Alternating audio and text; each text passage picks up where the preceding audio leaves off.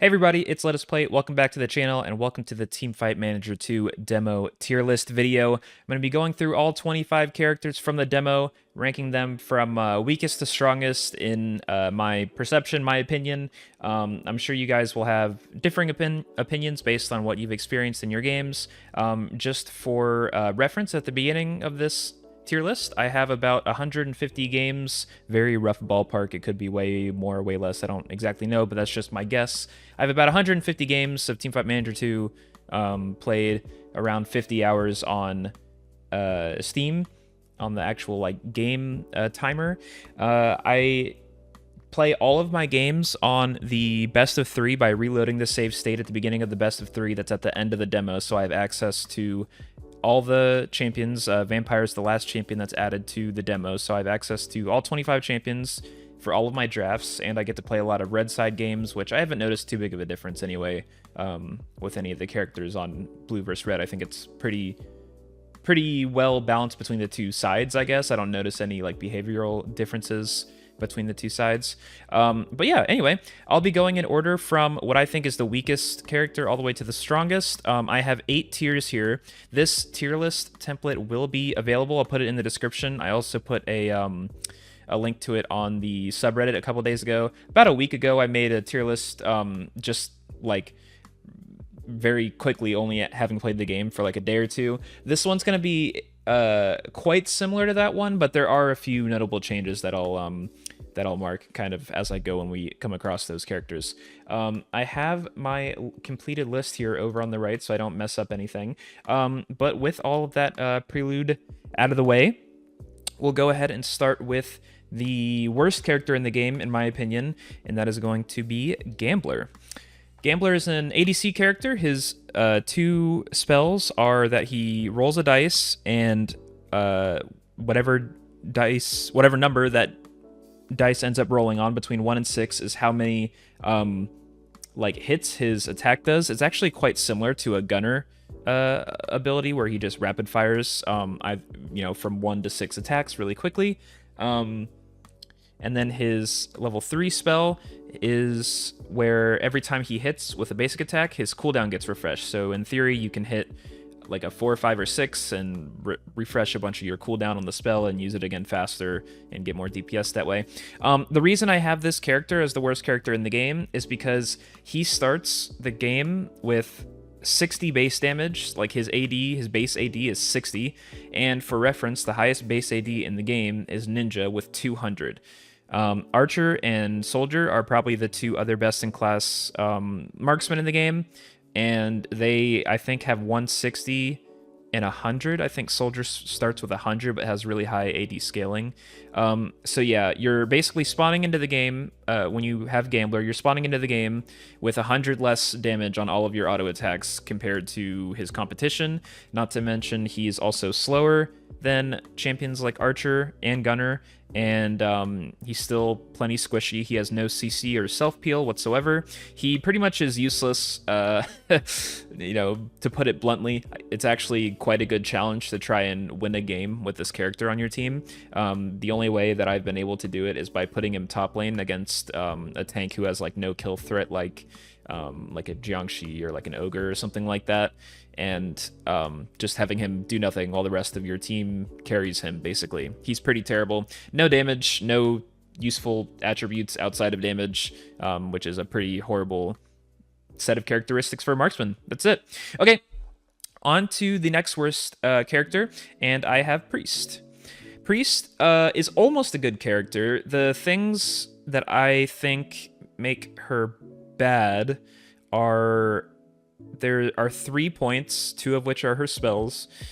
Her level 1 spell is a healing circle she puts on the ground, and it actually heals for a ton. If someone were to stand in it who is low HP, if someone were to stand in it the whole time, it would heal them quite considerably. It does a lot of healing over the whole duration of it. The problem with it is that the radius of the circle on the ground is extremely small, and the AI for the other champions on your team don't realize when a priest puts the spell on the ground. Your units will not realize when there's a priest circle on the ground, or there's a couple other champions that have spells that put circles on the ground, the AI doesn't realize this is happening, so they just play as if it doesn't exist, which means priest puts a heal on the ground, and then everyone on your team like runs out of it to keep fighting and don't like stand in it to get the effect.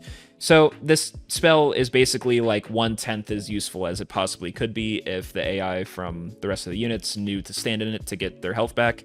And then her ult is just, I think there's an oversight with some of the numbers with her ult. Her level 3 spell is that she puts a shield on somebody and gives them attack speed. The shield lasts for half a second, which is in the concept in the aspect of this game and how fights go. In the context is the word I was looking for. In the context of this game and how fights go in this game, that duration is like absolutely nothing. Like that's maybe 1 auto attack or 2 auto attacks where you have higher attack speed. It's really like, it's almost like she doesn't have a level 3 spell. So I think I'm going to send a feedback email to the developers of the game now that the demo, that the Steam Next Fest is over, and the demo was supposed to be over technically today, but they are still accepting feedback for the game. I'm gonna go ahead and send them a whole like bunch of feedback about the like nerfs and buffs of all the champions, and Priest is like really high on the list for either making the radius on her heal spell way bigger and then extending the duration of her ult spell, because her ult spell is like completely useless. Yep, so that's pretty much it with Priest. She's in the worst tier. I have this tier labeled as the flawed tier because there are simply number and functionality problems with both of these characters. Gambler needs like double the base AD that he has, and Priest needs a very, very serious overhaul to how her spells work for them to be any kind of useful at all. Okay, going up to the next tier, we have Pythoness. Very similar problems to a lot of mages and ADCs in the game. Champions that are slow, immobile, and squishy get absolutely destroyed with how the fighting in this game goes. This game is filled with a ton of melee champions that have really high attacks, movement speed, and dashes, and if you have no mobility or self-peel, you are just a sitting duck to get killed over and over and over again and get picked off before all the important fights and lose your towers and laning phase and everything. And Pythoness is absolutely an example of that. She is very squishy, doesn't have any self-peel, very slow, deals no damage. So she just, unfortunately, with the way that the fighting in the game works, she suffers a lot because she's just going to die over and over again. The reason I have her a tier up from Priest is because both of her healing spells are targeted instead of being like a skill shot circle on the ground like Priest. So she will actually get her healing off in a game. She will do the most healing in the entire game out of any character in the entire game. So she does offer that function. Healing is useful in this game, but it's more useful on like characters who will build lifesteal items, or there's obviously Monk who can heal his allies too, but his heal is like way smaller than both of these characters. But Pythoness, unironically, would be an extremely strong character if her AI was better. So things that I've mentioned before, problems with how the AI like sees ability usage and stuff like that. Pythoness, for whatever reason, say there are 2 allies next to her. So say right in front of Pythoness, there's a priest and a gambler, and say the priest has is like 1/6 of her HP bar is filled, and gambler has 5/6 of his HP bar filled. So he's almost full health. Priest is about to die. The AI for Pythoness will randomly just heal the gambler instead of the priest. So she doesn't prioritize who's lower health in the fight or who is like about to die and use her heal to save them. I think I don't know if it's random or if it prioritizes who to heal based on like their role. Like I don't know if she'll heal a carry champion before a fighter or tank champion or something like that. I don't know how it works, but she heals the wrong people a lot, which is why she's down here. If she always healed the lowest HP person who was like within a certain range of her, she would literally be like this, guys. She would be an extremely strong character, but she doesn't, so she's down here. So yeah, that's Pythoness. All right, next on here we have Pyromancer. So Pyromancer is she has some things that she has going for her, her level 1 spell actually does quite a bit of damage, and it's pretty good at wave clearing, so put her in either mid lane or on the ADC role for her best 2 roles in the game, in my opinion, and she'll clear the first couple waves of the game really, really fast, and you can push towers, and then once level 3 happens, that's where her usefulness basically ends. Her level 3 spell is, I think, it might be one of the weakest ults in the entire game. I think Priest might be the only character who has a weaker ult than Pyromancer. Her ult just deals no damage. I don't know how they missed the point of this character. This character has no, you know, similar to a lot of these other champions, she has no mobility, and she's squishy, and she's slow, and her whole kit is built to deal damage, and her ult deals less damage than Ice Mage. So it just, there's no like functionality to her. She has no utility, no CC. She deals very little damage for what is supposed to be like a glass cannon AoE mage character. So because of that, she just goes down here. If they wanted to fix this character and make her at least like serviceable, I don't think this character would ever be like average or above average just due to how the fighting in the game goes, like I was mentioning before. But if they wanted to actually put her into like relevancy up here, they would literally need to double or triple either her ult radius or her ult damage. It just does not hit enough people or deal enough damage. So that's why she's down here. Serious buffs needed for this character, especially her ult is terrible, honestly. Okay, up next we have Gunner. So the theme of this character is that he's a marksman who's a little bit shorter range than the rest of the marksmen, and his whole thing is that when he auto attacks people, he's supposed to get like not stacking movement speed, but when he hits people with basic attacks, he gets movement speed. And his whole thing is he's supposed to be like a kiting monster. The problem with this character is that he has one of the lowest base movement speeds in the game and a very, very low like movement speed growth with levels in the game. So instead of this unit going from like being average speed, like average move speed, to being fast move speed when the auto attacks are going and everything, they go from being one of the slowest characters in the game to still very slow. So that kind of defeats the whole purpose. Other than that, this character offers nothing. They offer no like CC or like, they're just damage. It's literally just damage, and the idea is supposed to be a lot of move speed. But when you take away a lot of move speed from that formula, all you have is like someone who deals mediocre damage, and there's a lot more characters in the game that either deal mediocre damage and offer more in their kits, or deal a crap ton more damage than Gunner. So that's why Gunner is all the way down here. This is the bad AI section.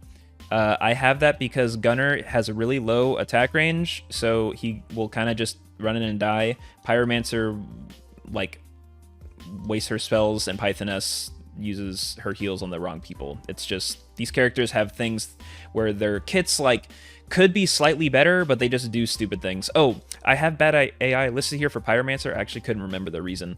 Pyromancer, especially if you put her mid lane, a very common thing that you will see is she will use her level 1 spell on the wave and one-shot it, and then like it'll be pushing into the enemy tower, right? She gets the first push.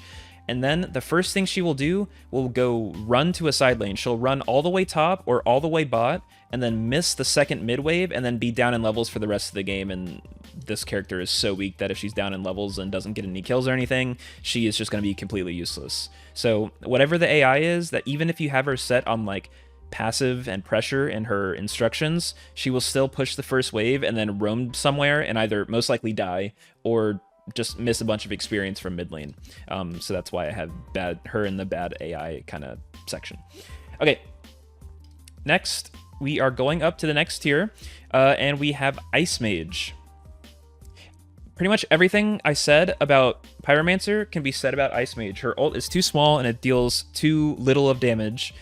And the only difference between these characters is Ice Mage has CC. So she's up a tier because she has CC. She does no damage, very slow, very easy to kill, but she can press her level 1 spell and root somebody, and then her level 3 spell is actually quite good.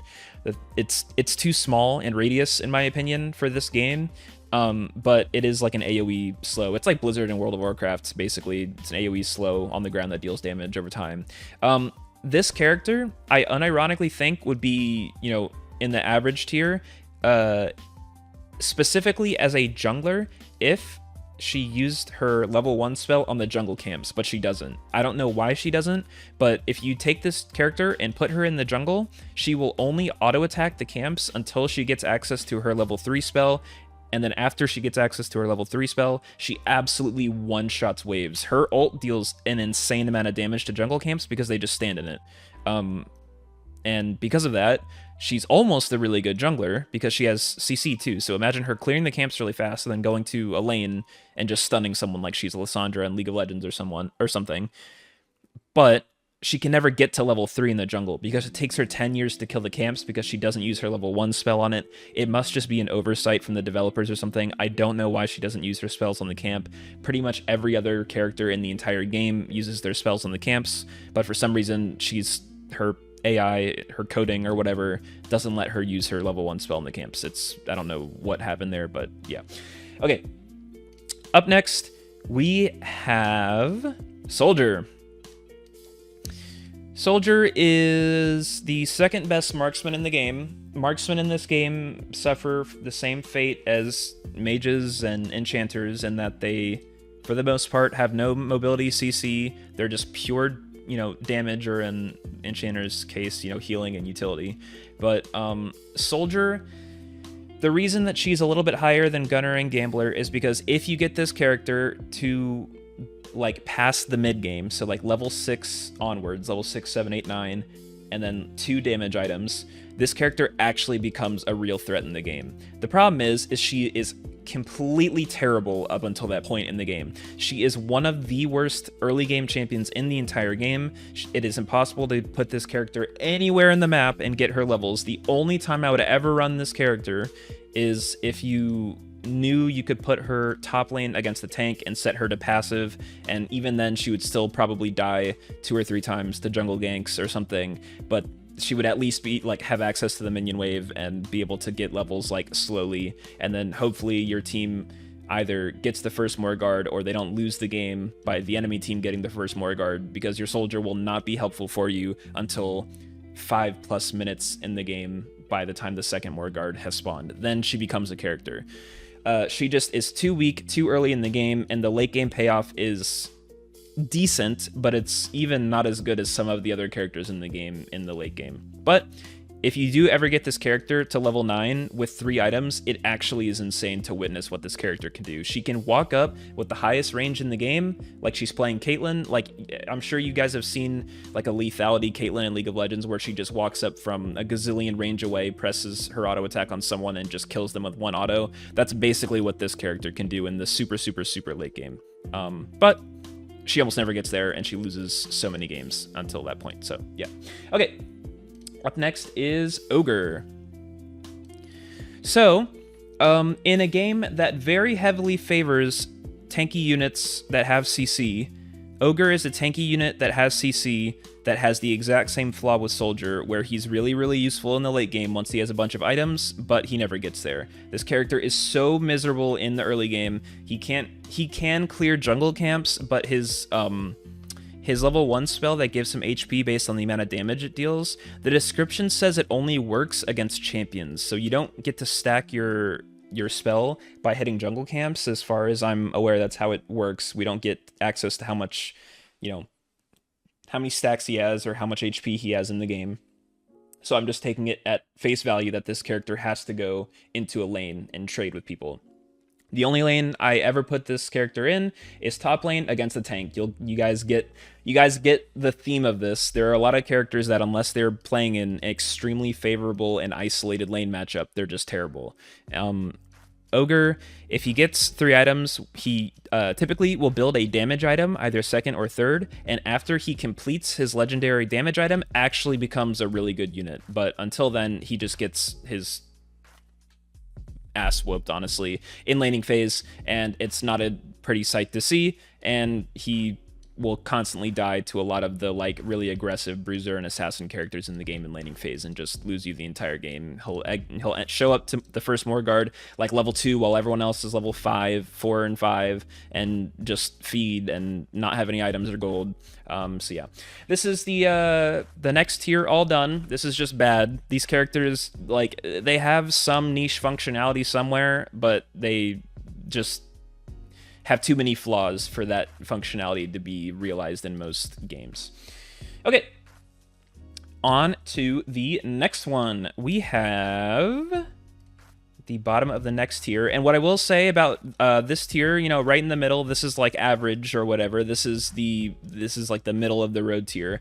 Any character from here on out, so any character down here, these are the characters that I would consider drafting for my team. I wouldn't pick anything else that wasn't here. So any other character from here, even the one that I put, you know, all the way at the end of this tier, they are still much, much, much better than these units. And the first character we want to go over is Dual Blader. Dual Blader, like, on paper, has a really good kit and really good stats. The problem is when you put this character on your team and watch what they do in the game, there is something wrong with how this character is coded and when they think they can fight versus not fight, because they will just engage on people when it makes no sense and when they're 1 HP, and when they're full HP and there's like a team fight happening or someone low HP, they just won't like engage and look for the kill when it's supposed to work. Hi, Feature Lettuce here. It seems as if whatever the last patch of Teamfight Manager 2 was, Dual Blader is behaving a lot better now. So I would move Dual Blader above the 2 champions that follow her in the tier list, but not any higher than that. So she's still around the same power level, but she is a little bit better than before. The gameplay clips that I managed to get for the tier list video kind of show that she's at least a little bit better than what my perception of her was, because she's behaving much differently than she was in the first couple days of the demo. I don't know if they did anything or if that's just circumstance, you know, random chance that she's doing that, but I've found her to be quite notably better with her AI than she used to be. So yeah, this character, it has been like somewhat flawed on both on my team and on the enemy team when I've played against it. But the problem is her level 1 spell is insanely good, one of the best in the game, and the damage is like decent. Like she is like pretty okay to slightly above average damage output. For whatever reason, the AI on this character just sucks, and if it didn't suck, she would actually probably be like up here or up here somewhere, because she is pretty good. So she's good on paper numerically and with what her like abilities do, but she is at the bottom of this middle tier until, for however reason, they update this character's like logic and decision making. Okay. Up next is a 2-character sort of introduction or whatever, however you want to say it. These 2 characters, I frequently link them together in my brain and in the draft. When one is picked, I tend to either pick the other one or try to make sure the enemy can't pick the other one or ban it or something. But the next 2 characters are Swordsman and Magic Knight. The reason I associate these 2 characters together is because they are the only 2 characters who can walk up to a minion wave at level 1, the first minion wave of the game, use 1 spell, and completely remove the minion wave, and it's just instantly gone, and they get all 3 CS.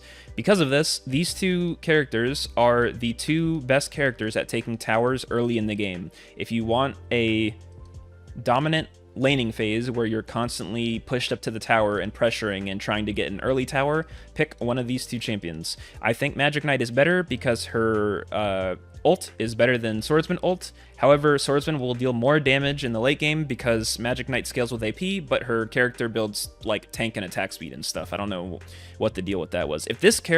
I will say, if Magic Knight's like AI built AP items instead of whatever the hell that she's building, just random, like she'll build like a bruiser item and then a tank item, even though all of her stuff scales with AP. If this character built 2 AP items and then a tank item, she literally would be like here or here. She would be one of the best characters in the entire game, but since she doesn't, she's down here. Both of these characters, guys, after level like 5, are some of the most useless characters in the entire game. They literally are like down here in terms of usefulness after level like 5 and after like 1 item plus a component. And I don't know what the reason for this is, but these are the only 2 like fighter bruiser characters in the game that don't have a dash, and they both have very mediocre movement speed, so they can't really like get target access or like backline target access or like chase people down if your team is winning a fight or anything like that. They kind of can just hit what's in front of them, and then if the other team runs away or kills someone on your team and chases you down, then they're just stuck in that state. They can't chase it down and get more kills, and they can't run away from people chasing them. These characters are both okay, and you'll get games where these characters do really high damage on the post-game damage like chart, but they just aren't really useful in winning team fights later in the game, and that's a big problem because this game is heavily decided on who wins more guard fights, and these characters are both awful in more guard fights, so that's why they're here instead of much higher. Okay, moving on, we have Jiangshi. Similar to some other characters down here, Jiangshi is very linear. He offers very little, except for the fact that it's the tankiest character in the game. He can absorb the most damage in the game by an absolute mile. He has the highest base health and the highest scaling health in the entire game, and has pretty decent resistances to go along with it. This character's abilities are trash. His level 1 spell that sends the little clone out to attack people scales with AD, and he never builds AD. He builds full tank, which is appropriate. He's a tank character. That's what he's supposed to do. And his ult stuns for half a second and heals him 100 flat health, which doesn't scale with anything. So basically, once this character gets 1 component item, not even 1 full item, once he gets 1 component, when he's level 2 after his first base, the healing on his level 3 spell literally won't do it. You won't even see it. You won't even notice it does anything because he'll have like 2,000 max HP, and his ult is healing him 100 flat health.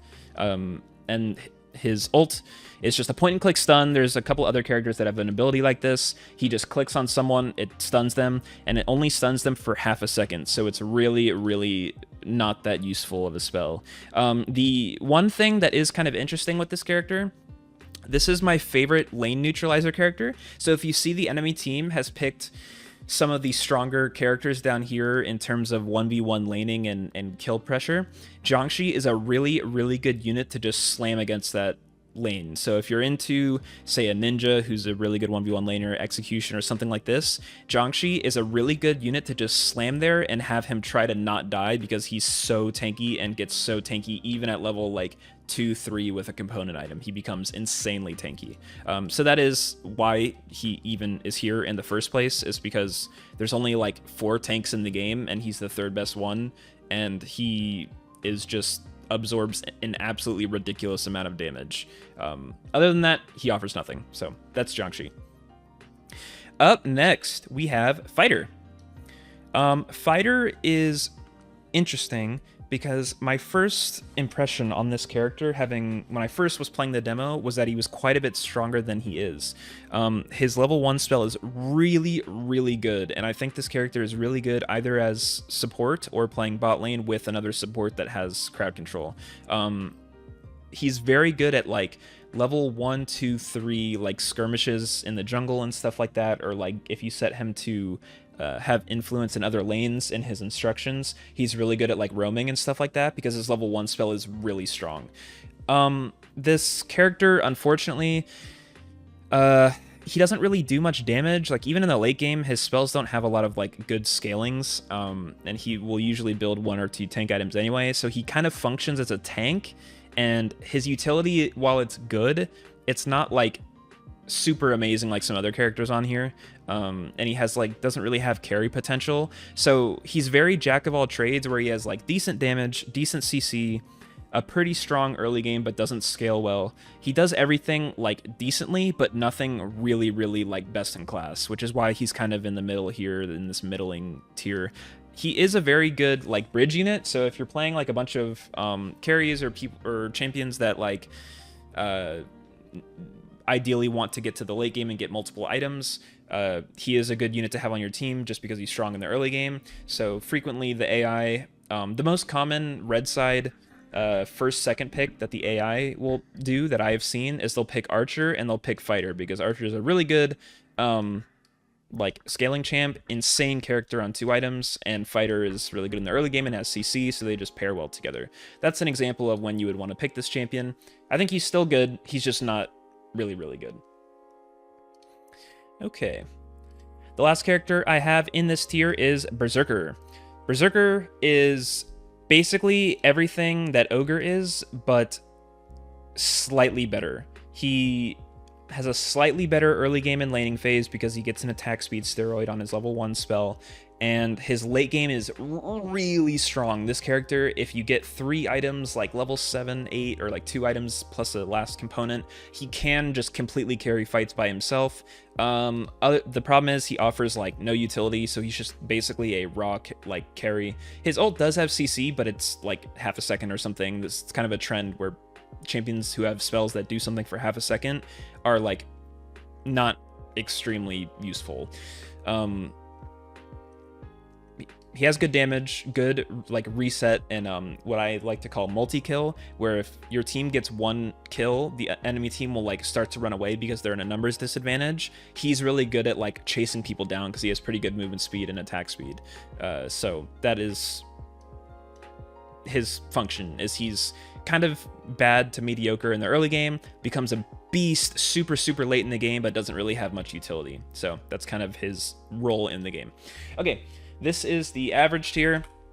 These characters are all good. If you pick any of these characters, I think that's a-okay. They all fit in different comps and serve different functions in the game, and you can win plenty of games with these characters on your team. Okay, up next is a bit of a like unique like subcategory of characters. I'm gonna put them all together at the same time because I think they all serve like the same or similar functions in a team. I just think some of them do it slightly better than other ones, and in order they're going to be Knight, Monk, and Heavy Infantry. And I think this is the stunning tier because that's what these champions are here to do. They are here to CC people en masse and allow your characters that deal damage to kill people because the enemy team can't move and they're standing in place. I will frequently try to have all 3 of these characters on my team. These are the 3 best utility characters in the entire game, and Heavy Infantry in particular, I am very tempted to have among like the best couple of characters in the game. I think he's insanely strong, deals a ton of damage, tanks almost as much as Jiangshi. He has like 4/5 or something the amount of like health and durability as Jiangshi, but he offers infinitely more utility. He has a really spammable single target knockup and an AoE slow, and they're both super low cooldown. He tanks a bazillion damage, deals a lot of damage. It's very common that I'll see this character deals the 2nd most damage on my team in games. Very good laner. I like putting him solo lane are my 2 favorite positions for him, either top lane or mid lane. I typically like putting him into carries similar to Jiangshi if they have like a ninja or a swordsman or an archer or something like this in a solo lane. I like putting Heavy Infantry there because it's hard for them to bully him or kill him or all in him because he's so tanky. So these are the 3 big utility characters. I'll talk a bit about Monk and Knight as well. Knight, I think, should only be played support. There are niche cases where I play her mid lane sometimes, but I think her best role by far is support. She has 2 of the like S tier duo lanes in the entire game, in my opinion, meaning like if I had to do a ranking based on duo bot lanes, literally like option 1 and option 2 would both have Knight as support. I think Monk is technically a better overall support champion than Knight, but her taunt is one of the best spells in the entire game, and it synergizes really well with a couple of other characters. And the reason why she's as good as she is A, she can cheese a ton of kills in laning phase by taunting people under tower. So set her to passive initiator, and then I like to do like either jungle or lane intervention as her 3rd instruction. But what'll happen is if you put her with someone who doesn't have wave clear, so don't put her in a lane with Magic Knight or Swordsman or Pyro or something like that. Put her with a character that doesn't have a lot of wave clear.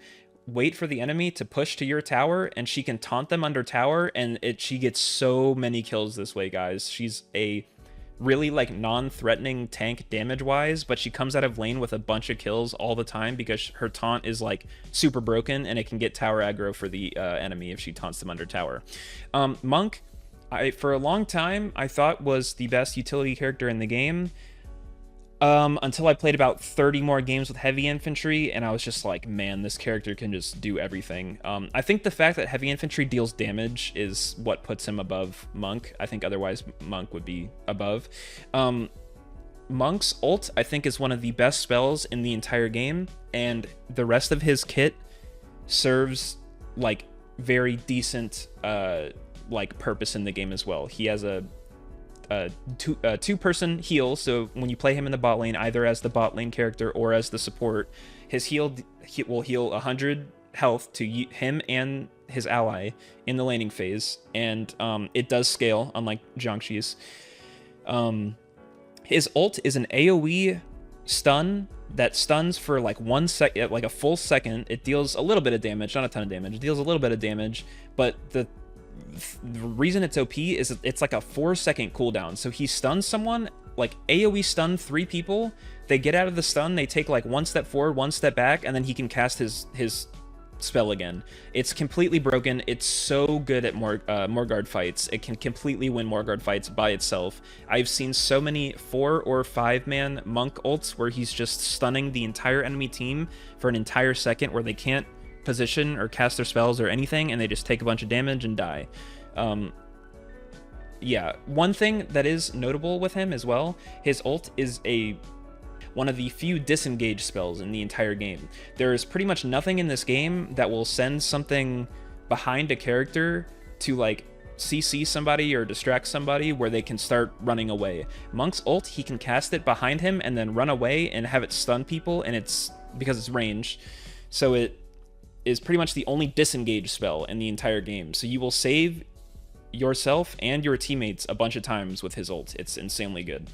Okay, that is it for the stunning tier. Next, we are going on to some of the carries. So as you guys can see, there are 8 characters left. They are all carry champions, except for, I guess, Executioner is like a hybrid carry plus utility champion.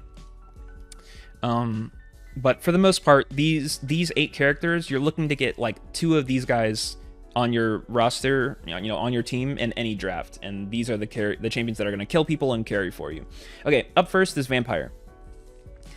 Vampire is notable for being the first ranged champion in the tier list since Soldier. So we went through all these melee champions and tanks and bruisers, and the only 2 ranged characters in the game left are Vampire and Archer.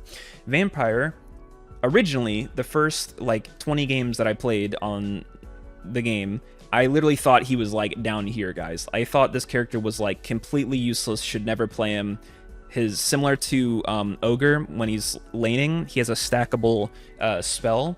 So I was like, oh, okay, like maybe playing him into tanks top or mid lane, like on aggressive where he's constantly fighting. Maybe that's the best way to have him like stack up his spell and like deal damage. And I would play games with him, and he would just never get to a breaking point where it felt like, yeah, he's nice and stacked up, he got his items, he's, dealing damage now in team fights. He would just never deal damage. I'm like, well, what's the point of this character if his 2 spells only deal damage and, one heals him, but like his whole function is just to deal damage and he can't deal damage. I'm like, this is just a terrible character. And then I was enlightened to the fact that unlike Ogre, Vampire's spell can stack on jungle camps. And I was like, okay, let me give this a try. Like, I didn't even know if he would use his spell on the jungle camps because Ice Mage didn't use her spell on the jungle camps. Like, let me see if he uses a spell on a jungle camp. The first game I played him in jungle, I put a bunch of tanks with him and like one other like lane carry with him, and he dealt like 18,000 damage, and I was like, okay, like wait a second, why is he topping the damage charts in the game in jungle, but like when he's mid lane he's completely useless? And I watched how frequently he was casting his stacking spell on the monsters. Because his auto attacks deal no damage, he only kills the monsters with his spell. So he's literally using it on cooldown the entire time he's in the jungle. And if he's not in the jungle, he's fighting people. So literally the whole game, if you have him on jungle roll, he's using his level 1 stacking spell like nonstop as long as he's on the map. So because of this, I like pairing him with stuff that heals like Monk, or even Pythoness is made a little bit better if there's a vampire on the team. I like putting him with stuff that heals, because if he can do his jungle camps and then fight and then have somebody heal him up a little bit, which tells the AI that he's not low on HP and needs to recall, he can go back into his jungle and clear his jungle camps again and just stack faster. This is a very serviceable way to play. He's a very serviceable hyper carry. He can deal north of 20,000 damage in a game with like perfect conditions and everything.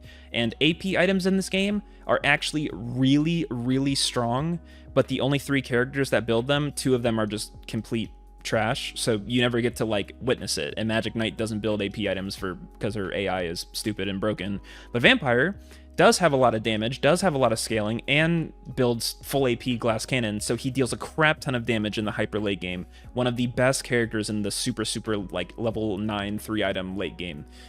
His level 3 spell is an AoE damage, and it can literally deal 80% of people's HP in one cast, and it's a really low cooldown. So really, really good.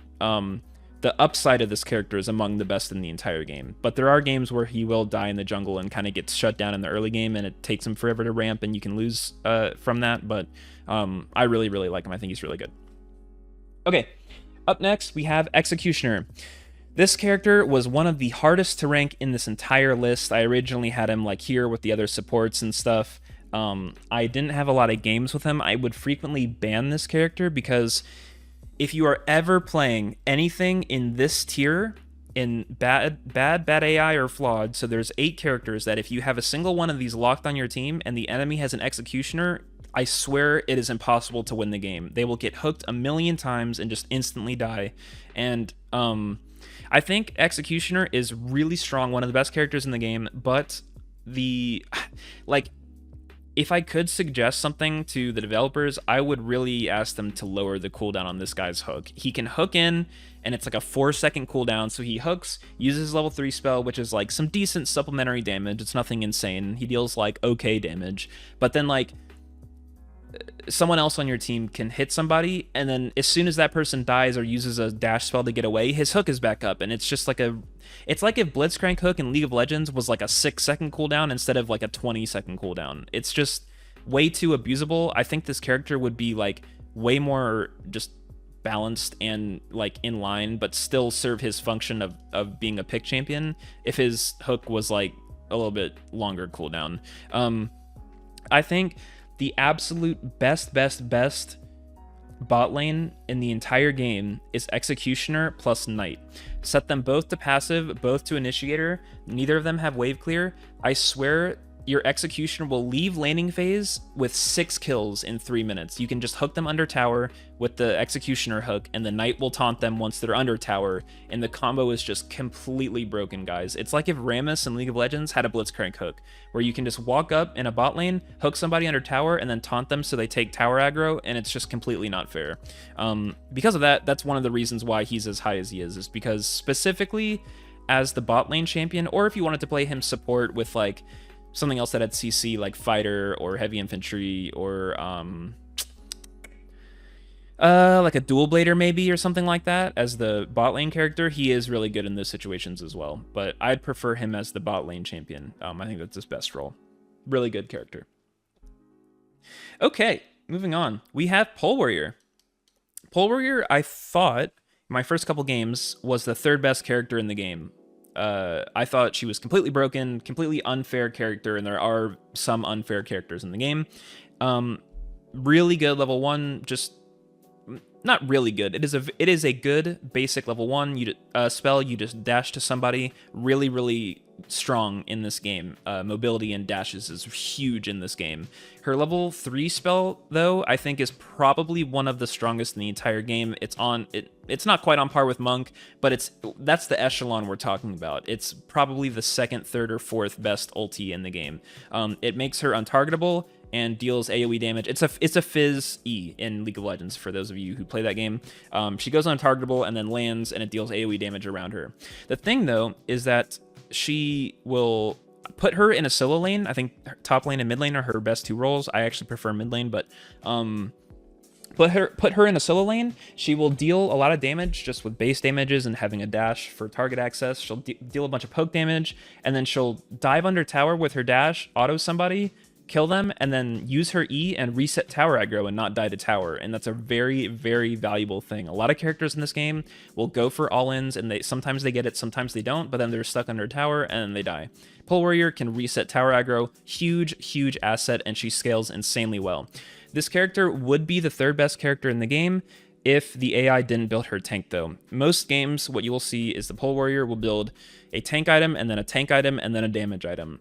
Once this character has a damage item, she is the third best character in the game. But the problem is in most games, you'll never experience that because she builds 2 tank items. And I don't know why it's the case. I wish there was an instruction in the game, maybe in the full version of the game. This will be an option. I am going to suggest this to the developer to put this in the final version of the game, that we can influence what items our characters buy, or set instructions, say, hey, build this, this, this as your items.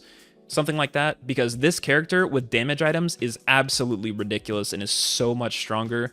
And if you build, sometimes she'll build tank damage tank, which is where I have her rated. Right here is if she builds a tank item, and then a damage item, and then a tank item. If she builds tank and then tank, she's literally like down here somewhere. She's like an average character. She's probably like here in the tier list, because she just takes too long to scale and carry team fights if she doesn't build damage. But I place her here because her upside is absolutely insane, one of the best upsides in the entire game, and she's a strong laner, which is even doubly better. Strong laner plus scales well, so she goes up here.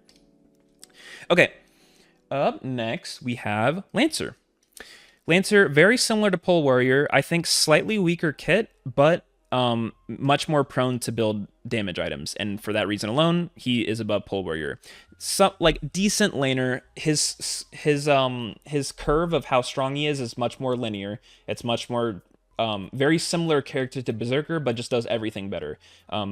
Moderate to weak laner. Not like super weak, you know, maybe like the 10th best laner in the game or something like that. And then super late game, this character is a beast, deals AoE damage, has a really, really low reset dash, one of the lowest reset dashes in the entire game. Deals AoE damage, I think I just said that. But this character is prone to build lifesteal a lot, and lifesteal is one of the best stats in this entire game. Healing is extremely valuable, but all the healing characters kind of suck. Monk's heal is very, very like small as well. But if you get a bruiser on your team that builds lifesteal, they absolutely can kill 4 or 5 characters by themselves or with one, you know, them plus one ally can absolutely 2v5 a fight if your bruiser builds lifesteal, and Lancer builds lifesteal a lot. Very, very good scaling. One of the best late game champions in the entire game. Just really strong overall. No, his kit's kind of uninteresting. It's just a low cooldown dash, and then his level 3 ult is basically a Pole Warrior ult, but it doesn't send him untargetable. It just deals damage around him. That's basically all it does. So really, really good character. You'll find this character, the AI likes picking this character, and you'll find it carrying against you a lot, actually. Really, really high top-end damage. Okay. Up next, the 4th best character in the game, in my opinion, is Archer. If this character was a bruiser, she'd be the best character in the game, probably. But because she's ranged and squishy, she gets destroyed by a lot of these assassins and bruiser champions. But some of the best damage output in the entire game, maybe the best, like, pure, like, raw DPS in the entire game. 2 dashes for spells and a CC ability on a ranged unit. Really, really strong. Decent movement speed as well. It's probably the best movement speed for a ranged unit in the game, I think. Besides maybe, like, no, even Gunner with his thing going. She probably is the highest movement speed for a ranged character in the game. Very, very strong top jungle or mid. You could play her bot, but I wouldn't do that. The top jungle and mid get way more resources, like levels and gold, than either of the bot lane characters in this game. So if you're playing any of these characters besides Executioner, I would put them top jungler or mid. I really enjoy her as a jungler. I think jungle is her best role. The AI will put her mid lane a lot. You'll see Archer mid lane a lot against you in your games. And she is a very, very strong laner. If you put something weak against her, if you put a tank, which sometimes I put heavy infantry against her, but if you put something like that against Archer, she will take your tower really, really, really fast. She has an insanely strong early game. I think her early game is the most unbalanced part of her kit. She can kill people in like her level 1 spell will deal damage to whoever she last dealt damage to. So what she'll do is she'll auto someone and then use her level 1 spell to dash and deal more like a reset damage to that person and then auto again. And literally that combination, auto level 1 spell auto, can kill most characters in the early game. Really, really abusable. She scales like a monster too. Really good champion. The only reason she's not higher is because she dies extremely easily. Pick some CC against this character. Monk, really good. Knight, really good. Executioner, really good.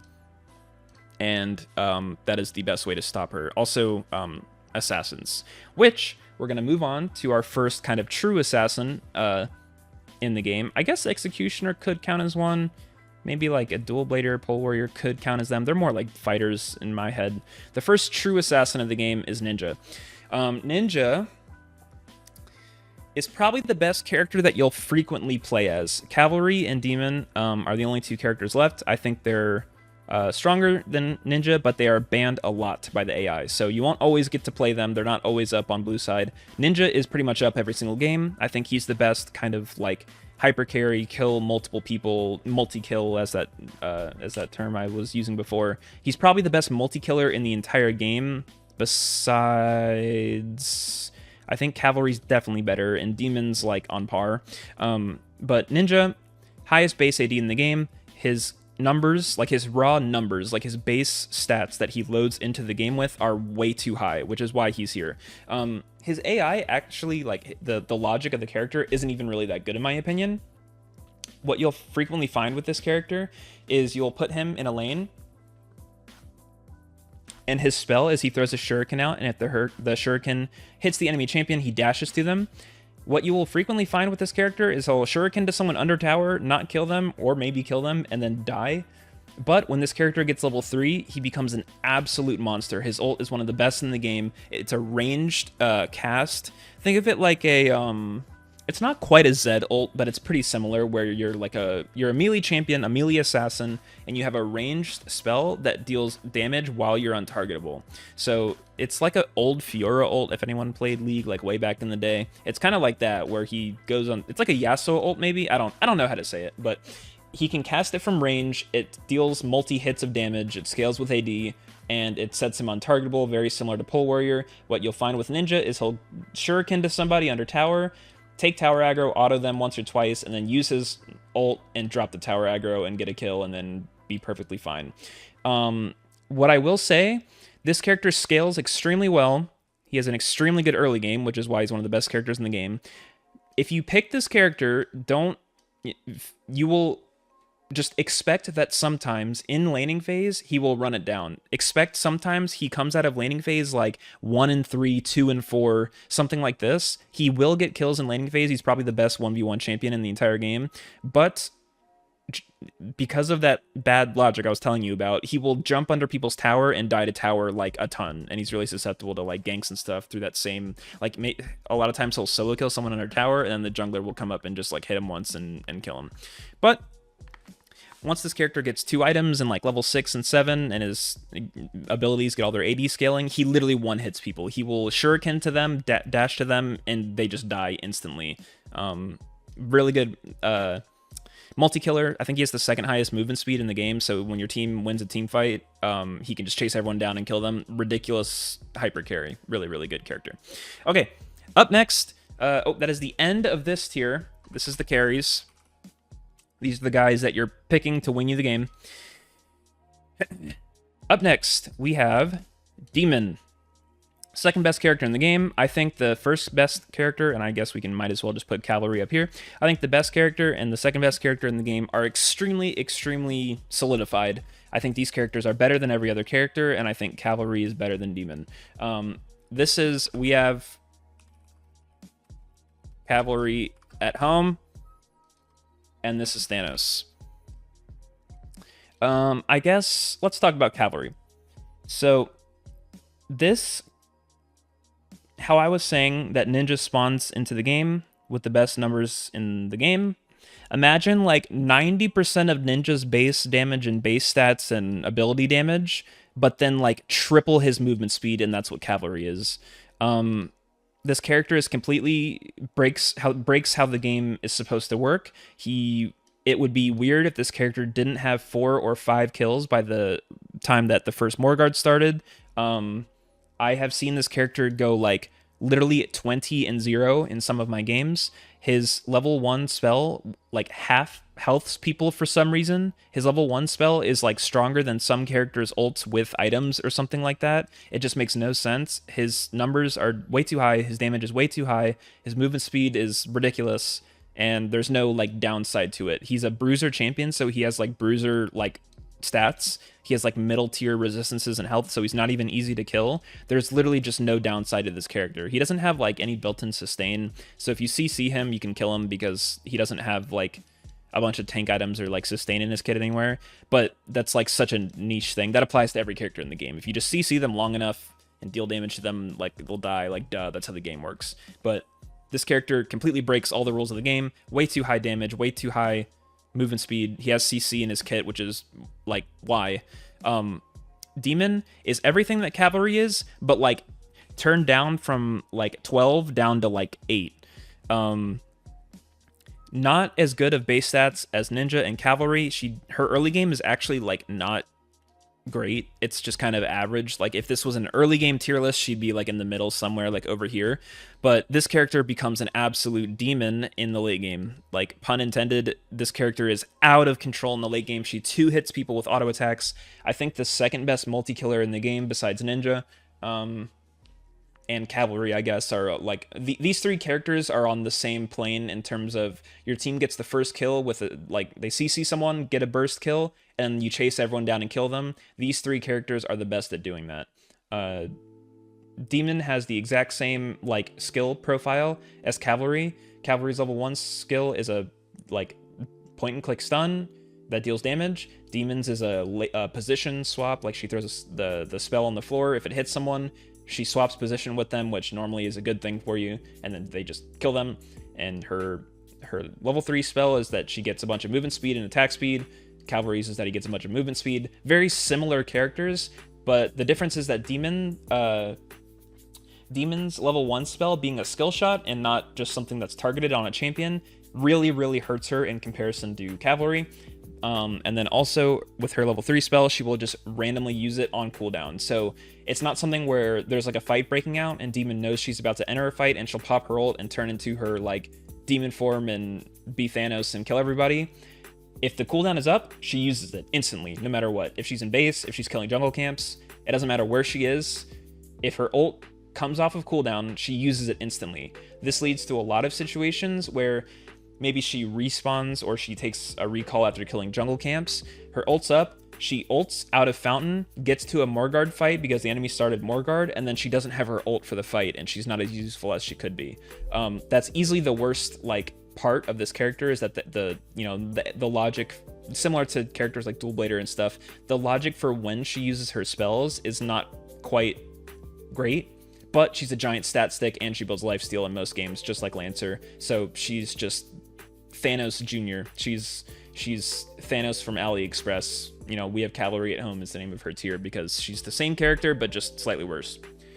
But yeah, guys, this is the completed tier list. Let me know what you guys think of it. Really, a lot of games, a lot of experience, a lot of thought went into where I put everything. I know a lot of people think Executioner is like rated really high. I used to think he was actually worse than this rating. I thought Vampire was complete trash, and even still sometimes he kind of loses the early game and is useless. But like, there's a lot of these characters have upsides that are higher than where they're placed on the list, but have low sides that are lower than where they're placed on the list. So I tried to gauge it based on like a big sample size. If you played a bunch of games with this character, like, how effective would they be over a large sample size, and that's where I tried to place them. So let me know what you think, guys. I'll leave the link to the template for this in the description. Feel free to make your own. I'll probably make another Reddit post once this goes live that I made a video talking about each of the characters. What I was going to do originally was kind of use like clips for some of these characters. I'm not sure if I'm going to do that. Like, things that I was talking about, like, for example, when Monk uses his ult to disengage and stuff like that. I was going to try and find, like, clips of me doing that and put it in, but that would take, like, super long to like edit that all together, and I kind of want to get this tier list out, you know, now while the demo is still out for 2 more weeks. I do have a plan, guys, to make a champion spotlight video for every champion. So I will cover an individual champion's strengths much more in detail with clips and examples of everything that I like to do and what team comps I like to play them in and everything in future videos where it's more like highlighted on one character. So look out for that then.